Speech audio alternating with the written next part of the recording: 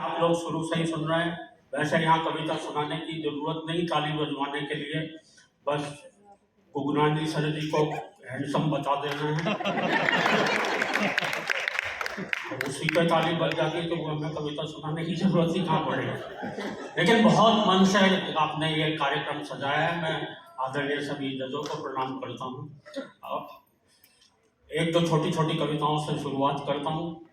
Corona ने 2 साल तक घर पे बैठाए रखा, घर पे बैठे रहे, खाली बैठे थे इसलिए भरे बैठे थे।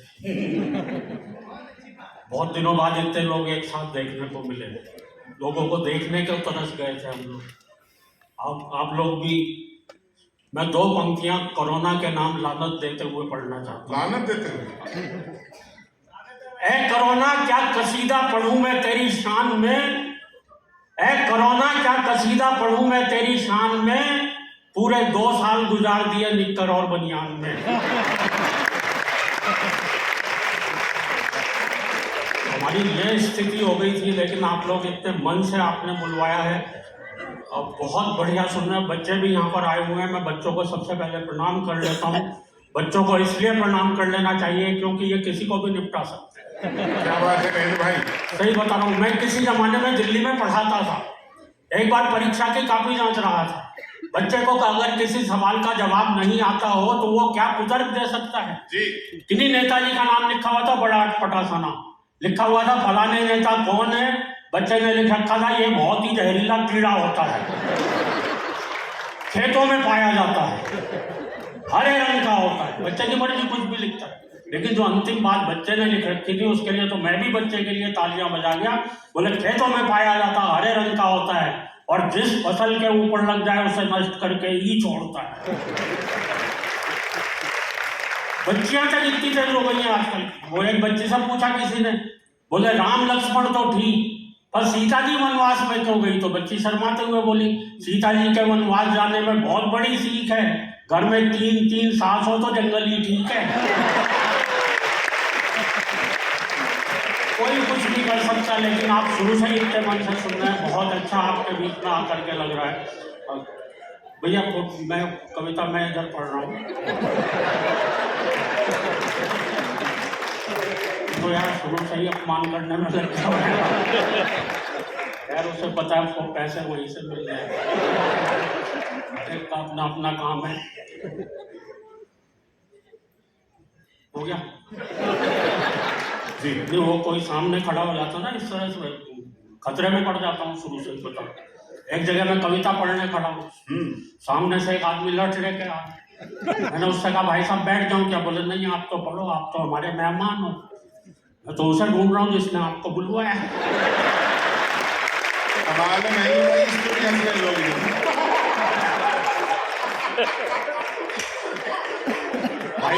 भाई दिनेश जी ने हमें बुलवाया।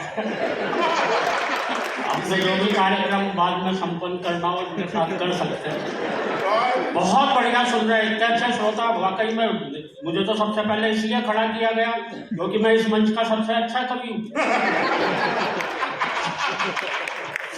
और आप अंग्रेजी की कहावत जानते ही हैं, first impression is the last impression. इसके अगला भी बोल दो कुछ। नहीं खैर बड़े मन से सुन रहे। हर जगह कवियों को इतने अच्छे ढंग से नहीं सुना जाता भाई साहब। कहीं कहीं तो हमें ऐसे उखाड़ने वाले लोग मिलते हैं। कवि अपनी कविता की एक लाइन पढ़ता है, सुनने वाले इतने उस्ताद दूसरी लाइन अपनी तरफ से। बिल्कुल सच्चा किस्सा बता रहा हूँ। दिल्ली में मेरे पड़ोस में कवि सम्मेलन चल रहा था। एक नए कवि आए, आते ही कविता की एक लाइन पढ़ी, बोले मेरी मम्मी ने कुत्ते का एक पिल्ला पाला। तभी श्रोताओं में से खड़ा हुआ बोले और उसे मंच पर छोड़ दिया। कमाल महेंद्र भाई, कमाल। ये तालियां बजाने वाली बात नहीं थी, मैं बता रहा हूँ क्योंकि ये कविता मैंने नहीं सुनाई, किसी और ही कवि ने सुनाई थी, यहाँ पर भी नहीं है। पर इस तरह की दिक्कतें अक्सर हमारे साथ आती रहती हैं। हमारे एक गीतकार गीत पढ़ने खड़े हुए, हरा बेच देंगे, गगन बेच देंगे। तभी पब्लिक में से खड़ा हो गया, बोले भैया ये बता दे पर कहाँ रहेंगे, जब सारी चीजें बचा लो। और अभी तो मैं दिनेश भाई पिछले दिनों जेल में गया। जेल में? हाँ वहाँ कवि सम्मेलन था। अच्छा। और बहुत बारीक बात आप तक पहुंचा रहा हूँ। बात आप तक पहुंचे तो आपकी तालियां उठनी चाहिए। जेलर महोदय ने कवि सम्मेलन करवाया था और ये सोच के करवाया था कि शायद कैदियों की सजा में थोड़ी बहुत कमी रह गई है। क्या बात है?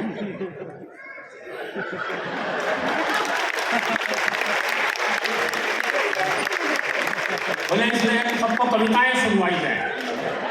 अच्छा, नीचे सारे कैदी बैठे हुए लाइन लगाए हुए, एक कवि आए वीर रस के थे, बड़ी जोर से चीखते हुए बोले, आदमी यूं हालातों में जकड़ा ना जाता, आदमी यूं हालातों में जकड़ा ना जाता। नीचे एक चोर कैदी बैठा था, बोला भैया कुत्ते की पूंछ न दबती तो मैं पकड़ा ना जाता।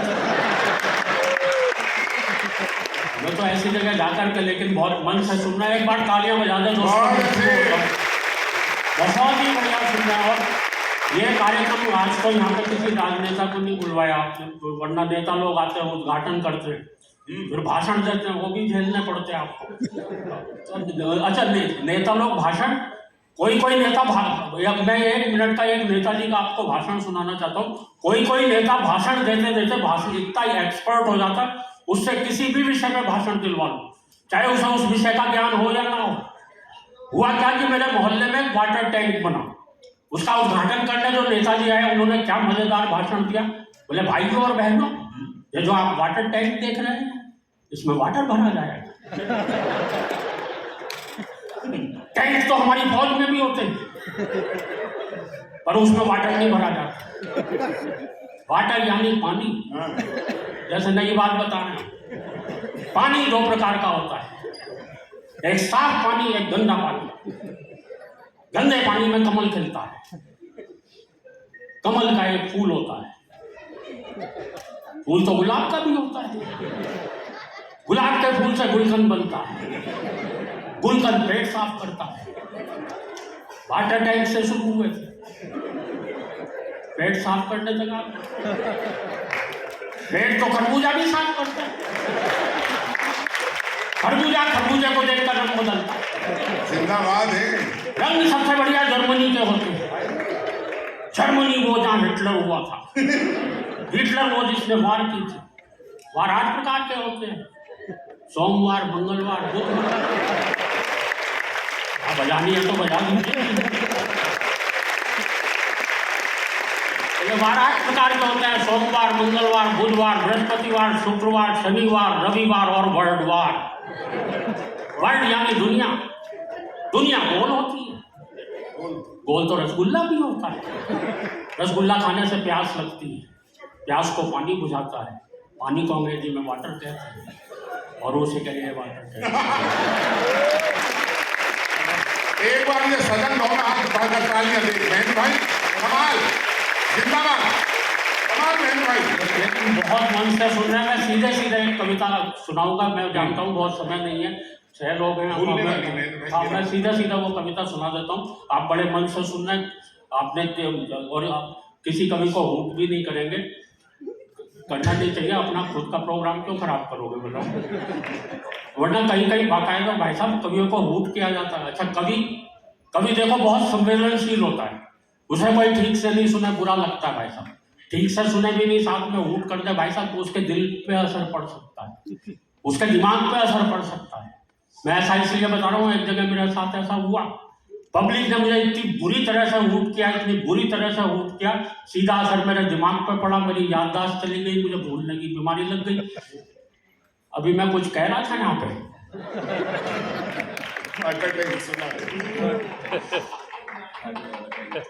जब मुझे भूलने की बीमारी लगी तब मैंने एक कविता लिखी, बिल्कुल शुद्ध हास्य रस की कविता है। एक बार तालियां बजाकर मंच जितने मन से आप सुनेंगे उसका दुगने मन से मैं आपको सुनाने की कोशिश करूंगा। एक कवि सम्मेलन में श्रोताओं ने इस कदर हूट कर डाला कि हादसे से मेरी यादों का निकल गया दिवाला। तब से बिना निमंत्रण के ही हर प्रोग्राम में पहुंच जाता हूँ। हालत इतनी खराब है, जहाँ भी लोगों की भीड़ जुटी दिखती है कवि सम्मेलन समझकर घुस जाता हूँ। आज भी यही सोच के आया हूँ मैं। हालत इतनी खराब है, जहाँ भी लोगों की भीड़ जुटी दिखती है कवि सम्मेलन समझकर घुस जाता हूँ। कभी तो अपने स्कूल जाकर बच्चों को कविताएं सुनाने लगता हूँ, कभी मंच से ही श्रोताओं को हिस्ट्री पढ़ाने लगता हूँ। एक बार तो गजब बड़ा कर दिया, जो श्रोता लेट आए थे मैंने उन्हें कुर्सी पर ही खड़ा कर दिया। अपने बिगड़े हालात का ज्यादा बयान क्या करना है, मुझे ये भी ध्यान नहीं रह पाता कितनी देर पढ़ना है। एक जगह तो मैं पढ़ता गया 1 घंटा 1.5 घंटा, श्रोता बोर हो गए। मैंने बाद में सबसे माफी मांगी, मैंने कहा माफ करना दोस्तों, आज मेरे हाथ में घड़ी नहीं थी। एक श्रोता खड़ा होकर बोला पीछे कैलेंडर लगा हुआ था, वही देख लेता। बहुत अच्छे। मुझे ये भी ध्यान नहीं रह पाता कितनी देर पढ़ना है, बात हो गई है काबिले गौर की। मुझे ये भी ध्यान नहीं रह पाता अपनी ही पढ़ रहा हूँ या किसी और की। पूरे दिमाग में हेरा फेरी है कि जब कोई और पढ़ता है और जमता है, तब लगता है यार ये कविता तो मेरी है। बहुत अच्छे महेंद्र भाई, वहीं से तालियां बजाए दोस्तों पूरे। बहुत अच्छे। एक जगह मैंने जेब से कागज निकाल के पढ़ना शुरू कर दिया। 5 किलो आटा, आधा किलो नमक टाटा, 6 लाइट बॉय, 250 ग्राम चाय। एक श्रोता खड़ा हो गया करके हाय, बोले हद हो गई है, डिसिप्लिन के अनुशासन की कविता सुना रहा है या लिस्ट अपने घर के राशन की। और अगली पंक्ति पर आप सभी की तालियां चाहता हूं दोस्तों। दूसरा श्रोता बोला इसे ही सुनाए जाओ, वाह वाह, इरशाद इरशाद, घर पर और क्या क्या ले जाना हम सब भी कर लेंगे। बहुत अच्छे। वैसे मियां आप किस फरेब में है, ऐसी एक कविता तो हम सबकी जेब में है। घर वाले भी मुझसे कुछ नहीं कहते हैं, क्योंकि मैंने एक दिन अपनी पत्नी से पूछ लिया था ये घर में महेंद्र अजनबी कौन है जिसके रोज रोज फोन आते रहते हैं। दाढ़ी बनाने के बाद एक बार तो और भी गजब कर दिया, जब मैंने अपनी पत्नी से पूछा ये आईने में आदमी कौन था जिसकी मैं इतनी बढ़िया सेव कर गया। रात को सोते समय और भी लफड़े में रहता हूँ। मेरा कुत्ता तो आराम से बिस्तर पर सोता है, मैं पलंग के नीचे कूकू करता रहता कुछ समझ नहीं पाता हूँ। पत्नी पुचकारते हुए उसे बुलाती है, मिलाते हुए मैं पहुंच जाता हूँ। पूर्ति का ऐसा प्रमाण देता हूँ, वो रोटी उसे डालती है, पहले मैं लपक लेता हूँ। सवाल खड़े हो गए हैं रोज अनबुझे, मुझे यही पता नहीं लग पा रहा भूलने की बीमारी मेरे कुत्ते को लगी है या मुझे। और दोस्तों भूलने का आलम यह है, तेल हाथ में लिया सर पे मलना भूल गए, कमाल। कुर्सी पर बैठे उठना भूल गए, चौराहे पर खड़े हुए चलना भूल गए। और भूलने पर बहुत नई बात कहने जा रहा हूं, आप सभी की तालियां चाहता हूं। चौराहे पर खड़े हुए चलना भूल गए, और दोस्तों गंजे भी इसलिए हो गए क्योंकि मेरे सर के बाल उगना भूल गए। पत्नी बोली एक बार मेरे भरतार हेल्प करा दो, गीले कपड़े ऊपर फैला दो। ऊपर जाते ही दिमाग भटक गया, मैंने कपड़े तो चारपाई पर पट के खुद तार पर लटक टूट गई टांग। डॉक्टर आया, पलस्तर चढ़ाया, डॉक्टर भी था होशियार, भुलक्कड़ों का सरदार, गजब ही ढा दिया टूटी दाई टांग की पलस्तर बनकर। और दोस्तों भूलने पर इससे बड़ी बात कोई कह नहीं सकता जो मैं कहने जा रहा हूं। मैं क्या कहने जा रहा था ये तो भूल ही। लेकिन दोस्तों मेरे भूलने पर ज्यादा मत जाइए, कविता समाप्त हो गई है। तालियां। लेकिन दोस्तों कविता तो शुरू होती है अब। मैं ही नहीं ये सारे कवि, आप और हम सब न जाने किन ख्यालों में झूले हुए हैं। हम सभी कुछ न कुछ भूले हुए हैं। क्या बात है महेंद्र भाई। हम सब न जाने किन ख्यालों में झूले हुए हैं। हम सभी कुछ न कुछ भूले हुए हैं। हम भूल गए हैं आपस का प्यार, हम भूल गए हैं मेहमान का सत्कार, आए दिन टूटने वाले घर बार। हम भूल गए हैं संयुक्त परिवार, और बता रहा हूं आपको घर घर का संताप। पत्नी आते ही लोग भूल जाते हैं माँ बाप, लोग भूल जाते हैं किसी का एहसान, लोग भूल जाते हैं अपना दीनो ईमान, लोग भूल जाते हैं बीमार माँ की दवा। हम सब भूल चुके गाँव की ताजा हवा, और हाय रे टीवी की ऐसी रवानी, बच्चे सब भूल चले दादी नानी की कहानी। हाय रे टीवी की ऐसी रवानी, बच्चे सब भूल चले दादी नानी की कहानी। राजनीति के हो चले खौफनाक इरादे, नेता जीतते ही भूल गए अपने किए वादे। नफरत का चढ़ चुका ऐसा जुनून है, हम सब भूल गए कि सबका एक जैसा खून है। और दोस्तों कहने को अब कुछ भी नहीं है शेष, भूलों की इस भूल भुलैया में हम सब भूलते जा रहे हैं अपना। क्या बात है महेंद्र भाई, कमाल। सब भूलते जा रहे हैं। एक बार अपनी तालियों से आप बताइए, आपकी आशाओं के अनुकूल मयंक भाई, ये मोहब्बत है आपके लिए। ये बना वाकई आपको कहीं ऐसा लगा वो हंसाते हंसाते रचनाकार आपको किस दुनिया तक लेकर चला गया, जैसे फोटोग्राफर खींचते खींचते उधर तक लेकर चला गया।